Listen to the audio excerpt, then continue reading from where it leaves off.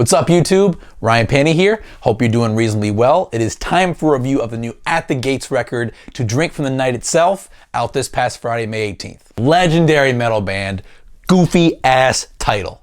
Though, to be fair, in their 90s heyday, At the Gates, they weren't exactly strangers to goofy ass album titles that were supposed to sound serious. With Fear I Kissed the Burning Darkness, anybody? Would I consider myself an At the Gates fan?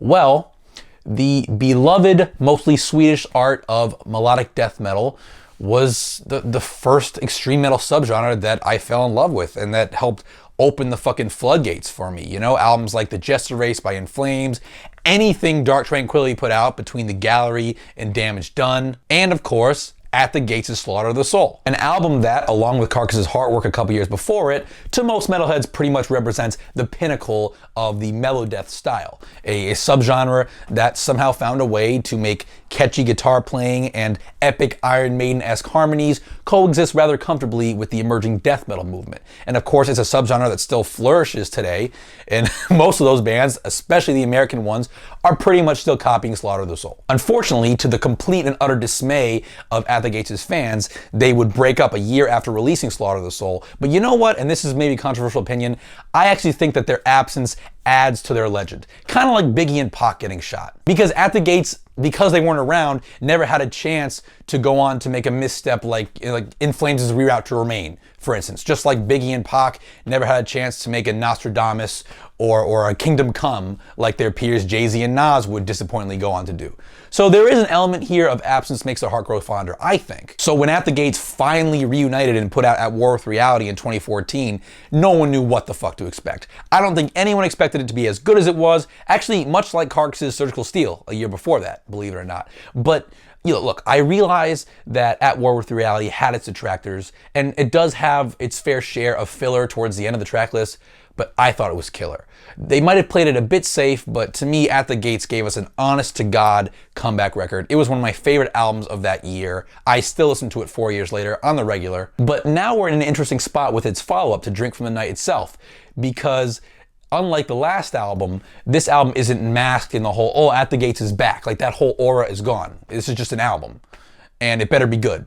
In fact, since At War with Reality actually disappointed a lot of people, it better be better than that one. Well, for starters, one thing that immediately sets this album apart from At War with Reality is the production, which, when this album's pre-album singles started getting released, everyone was fucking shitting on the production, saying that these new songs sounded underproduced and muddy, and I swear to God, I'm not being contrarian when I say this, I fucking love the production on this album. I love the production on this album. Because in contrast to At War with Reality, which was super polished and a little robotic, kind of like a lot of other modern metal, this album, as a result of being less polished and less tuned up, it's so much more lively and in your fucking face. The performances leap out at you, particularly the drum kit, which, unlike every contemporary metal album ever, doesn't sound sampled and spliced together. It sounds played. You can hear the cymbals bleeding through, and you can hear each individual hit having a slightly different force behind it, which, look, there's nothing wrong with super produced drums. A lot of my favorite metal albums have that. But this album, being a little bit more raw, it gives At the Gates a chance to sound like vintage At the Gates and not every other modern band that's been trying to copy them. Producer Russ Russell, who, by the way, was also behind that amazing The Haunted record last year that I love so much, on this record he really found a way to bring out genuine performances from each member of the band. And his production really walks that line between things not sounding too pristine, but you're still able to hear the individual layered parts, which in the At the Gates songwriting formula, there's a lot of layering going on. I really enjoy the mix on this record. It's an absolutely suffocating mix. I mean, these songs, the walls feel like they're closing in on you in the best way possible.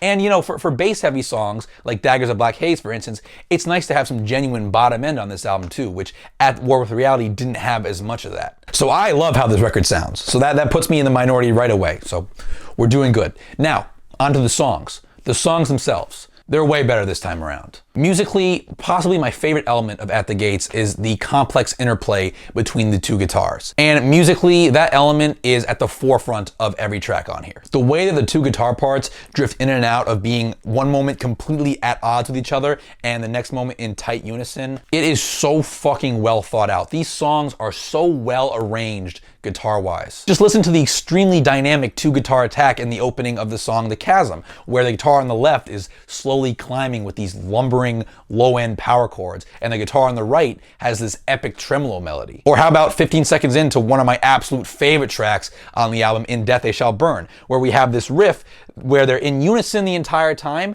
and then in the last bar of the riff, they drift apart into this ugly fucking battle with each other. It's beautiful, man. And one thing that's integral to the At the Gates sound is that layering of the clean arpeggiated guitars in between the heavy fucking distorted guitars. The best example for classic At the Gates would be like the bridge to Under a Serpent Sun off Slaughter of the Soul. Now that one-of-a-kind layering element is all over this record. Whether it's the track The Colors of the Beast, where you have that bellowing Floridian tremolo section and then some arpeggiated guitars layered on top of it, or in the middle of The Chasm, there's that like racy, almost black metal section where you have the clean and acoustic guitars sitting underneath. It's all so meticulously arranged and makes these songs sound so much bigger and so much fuller than your average riff-driven metal song. And that mention of that black metal-ish section on The Chasm brings me to my next point, which is that on this record, more so than on At War with Reality, At the Gates do an excellent job of making sure that some of these songs are a little bit more chord-driven, as opposed to every song just being that same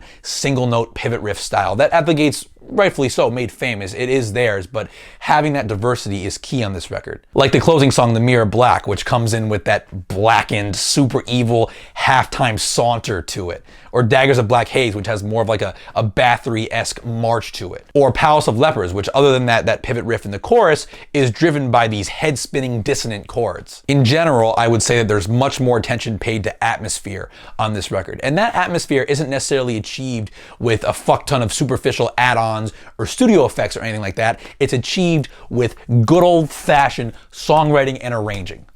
What do you know? You don't need to add strings to every fucking song to make them sound big. And when the piano does pop up on Daggers of Black Haze, or the strings do pop up on The Mirror Black, they're there for a reason, not just to fill a void in a song. You could not even imagine how many metal songs are made or embellished with a producer sitting in the chair looking at the band members saying, sounds a little empty here, how can we fill this up? And then you get the MIDI keyboard out, and then the rest is history. But this record, the atmosphere is accomplished with good old-fashioned songwriting and arranging. And going back to my point about the different guitar styles on this album, you know, some chord-driven stuff here, a slight black metal influence there, this album does a really nice job of striking a balance between those different moments that I've already highlighted, and then the songs that are just driven by that classic At the Gates riffing style, like Labyrinth of Tombs, and the title track, and In Death They Shall Burn, where there's enough of those classic At the Gates sounding songs to make this feel like an At the Gates record, but there's also enough presence of other extreme metal styles to make things never get too stale. And man, the thing about this record is that even when these songs start to feel a little iffy for a second,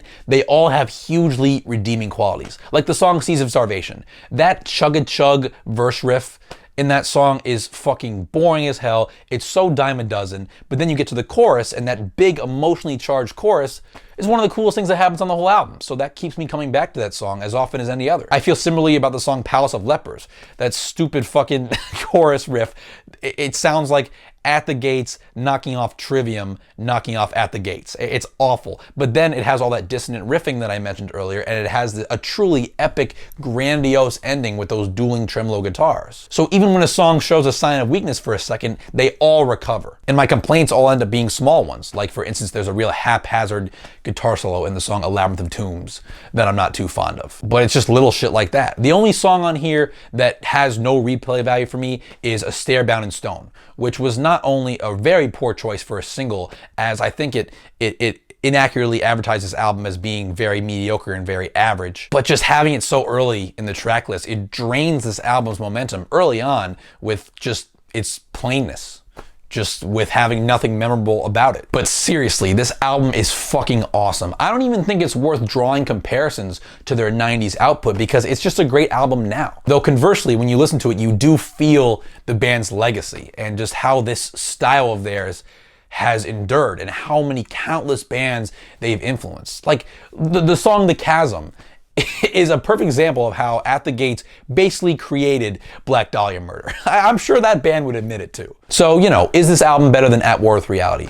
My gut tells me that it absolutely is. I don't know, maybe I'm just an At the Gates fanboy, but I'm really surprised that people are so mixed on this album. It seems like there are a lot of mixed reactions to it, and I don't understand that at all, because this is gonna be one of my favorite metal albums of the year by one of my favorite bands ever. And it's an album that just makes me so proud to be a metal fan. It makes me feel so optimistic about the genre as a whole. So yeah, nothing but love coming from me. To Drink from the Night itself gets an 8 out of 10 from me. As always, thanks so much for watching, guys. If you enjoyed this video and are not yet subscribed to my channel, please consider doing so by clicking right over here, or, you know, just checking out any of the other metal related content that I have.